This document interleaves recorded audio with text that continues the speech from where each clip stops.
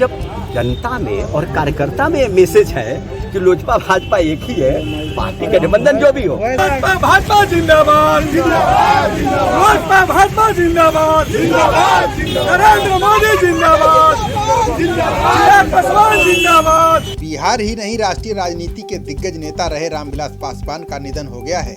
पासवान के निधन से सियासी गलियारों में शोक की लहर है।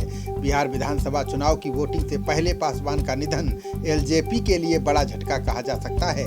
इसी बीच पासवान को श्रद्धांजलि देते हुए गृहमंत्री अमित शाह ने एक ऐसा बयान दिया है जिसके कई सियासी मायने निकाले जा रहे हैं। अमित शाह ने कहा कि भारतीय राजनीति में एक शून्य पैदा हो गया है, उनकी कमी भारतीय राजनीति में सदैव खलेगी। उन्होंने ये भी कहा कि मोदी सरकार उनके बिहार के विकास के सपने को पूरा करने के लिए प्रतिबद्ध रहेगी। शाह के इस बयान के कई मायने निकाले जा रहे हैं। कहा जा रहा है कि शाह का बयान सीएम नीतीश कुमार के लिए एक संदेश था। इन बयानों ने 2013 और 2015 के चुनावों की याद को ताजा कर दिया है। 2010 के विधानसभा चुनाव में एनडीए का हिस्सा होते हुए भी नीतीश ने नरेंद्र मोदी को प्रचार में शामिल करने से मना कर दिया था। इसके बाद 2013 में नीतीश कुमार ने एनडीए से अलग होने का फैसला किया। 2015 के विधानसभा चुनाव में नीतीश लालू यादव की आरजेडी के साथ गठबंधन करके चुनाव लड़े थे। नीतीश ने बीजेपी को धूल चटा दी थी। 2017 में नीतीश आरजेडी से रिश्ता तोड़कर भाजपा के साथ फिर आ गए। शायद भाजपा नीतीश द्वारा दिए गए पुराने घावों को भूली नहीं है। चुनावी माहौल में पासवान के निधन के आंसू से कई जिलों में सियासी समीकरण बिगड़ सकते हैं। इसका सबसे ज्यादा असर जेडीयू पर पड़ेगा। बिहार में रामविलास पासवान दलितों के इकलौते बड़े नेता थे। लोकसभा के लिए बिहार में सुरक्षित सीटों पर पासवान परिवार का ही कब्जा है। बिहार के 5 जिलों में दलित वोटर एक बड़े फैक्टर के रूप में काम करते हैं। पासवान के निधन से एक सहानुभूति की लहर है, जिसका फायदा रामविलास पासवान की पार्टी एलजेपी को होगा। उनके बेटे चिराग पासवान पहले से ही बिहार में नीतीश कुमार के खिलाफ मोर्चा खोले हुए हैं। बिहार में आज की तारीख में महादलित और दलित वोटरों की आबादी कुल 16% के करीब है। दलित बहुल्य सीटों पर पासवान का असर भी दिखता है। 2005 के विधानसभा चुनाव में एलजेपी ने नीतीश का साथ नहीं दिया था। इससे खार खाए नीतीश कुमार ने दलित वोटों में सेंधमारी के लिए बड़ा खेल कर दिया था। 22 में से 21 दलित जातियों को उन्होंने महादलित घोषित कर दिया था। नीतीश ने इसमें पासवान जाति को शामिल नहीं किया। नीतीश कुमार के इस खेल से उस वक्त महादलितों की आबादी 10% हो गई। पासवान जाति के वोटरों की संख्या 4.5% रह गई।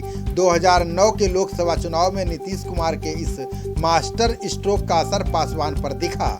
2009 के लोकसभा चुनाव में वो खुद चुनाव हार गए थे।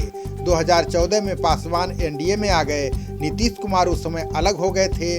2015 में पासवान एनडीए गठबंधन के साथ मिलकर चुनाव लड़े, लेकिन उनकी पार्टी बिहार विधानसभा में कोई कमाल नहीं कर पाई। बाद में नीतीश कुमार महागठबंधन छोड़कर एनडीए में आ गए तो गिले शिकवे को भूलकर 2018 में पासवान जाति को महादलित वर्ग में शामिल कर दिया। अब वोट बैंक की राजनीति में फिर ट्विस्ट आ गया है। बिहार की राजनीति में रामविलास पासवान का कद काफी बड़ा था। ऐसे में रामविलास पासवान के निधन से बिहार में सहानुभूति की लहर है। पासवान के साथ एक बड़ा फैक्टर ये भी था कि अगड़ी जाति के लोग भी उन्हें पसंद करते थे, क्योंकि उन्होंने कभी भी कोई विवादित बयान नहीं दिया था। समस्तीपुर, खगड़िया, जमुई, वैशाली और नालंदा में महादलित वोटों की अच्छी खासी आबादी है। एलजेपी की जिम्मेदारी संभाल रहे चिराग बिहार चुनाव की घोषणा होने से पहले ही जेडीयू और नीतीश कुमार पर हमलावर रहे हैं। चिराग ने पहले ही घोषणा कर दी थी कि उनका गठबंधन बीजेपी के साथ है। एलजेपी भगवा दल के खिलाफ अपना उम्मीदवार नहीं उतारेगी। ऐसे में जेडीयू को आरजेडी कैंडिडेट के साथ कड़े त्रिकोणीय मुकाबले से गुजरना होगा। इन सीटों पर एलजेपी अगर एनडीए के वोट बैंक में सेंध लगाने में सफल हुई तो निश्चित तौर पर जेडीयू की सीटें घटेंगी। वहीं 110 सीटों पर चुनाव लड़ रही बीजेपी के लिए हालात उतने मुश्किल नहीं होंगे। इन सीटों पर एनडीए के वोट बैंक के साथ साथ एलजेपी का वोट भी उसे मिल सकता है। ऐसे में चुनाव परिणाम में बीजेपी को बढ़त मिल सकती है। भले ही एलजेपी बिहार में एनडीए से अलग हो गई है, लेकिन पार्टी केंद्र में खुद को एनडीए का सहयोगी बता रही है। एलजेपी के उम्मीदवार खुलकर प्रधानमंत्री मोदी की प्रशंसा कर रहे हैं। हम आपको इसकी एक झलक दिखाते हैं।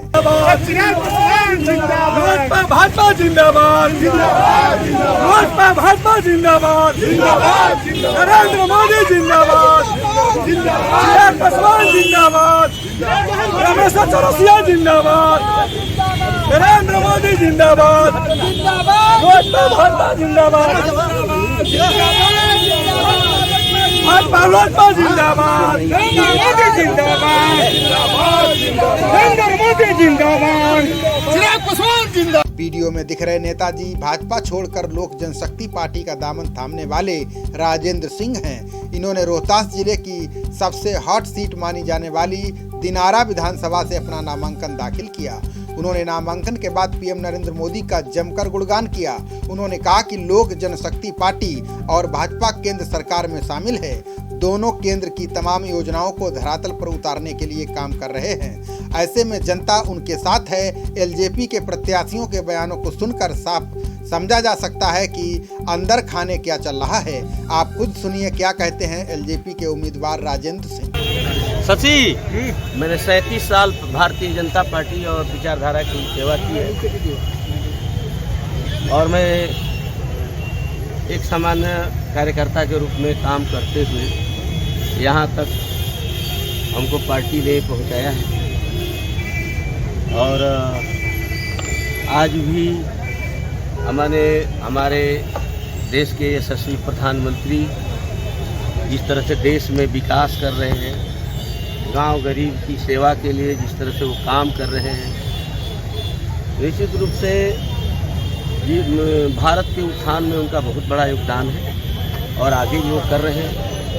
बिहार में भी जितनी योजनाएं, चाहे सड़क की हो, चाहे जल नल की हो, चाहे जो भी योजना है, वो सब केंद्र सरकार की योजनाओं के तहत ही ये सारे विकास के काम हुए हैं। और अभी हम जो आपने दूसरा सवाल, उसमें 2 सवाल आपने पूछा है और दूसरा सवाल आपने किया है कि आपने भारतीय जनता पार्टी और लोजपा के विचार किया। मैं पिछले 5 वर्षों से 2015 में भारतीय जनता पार्टी का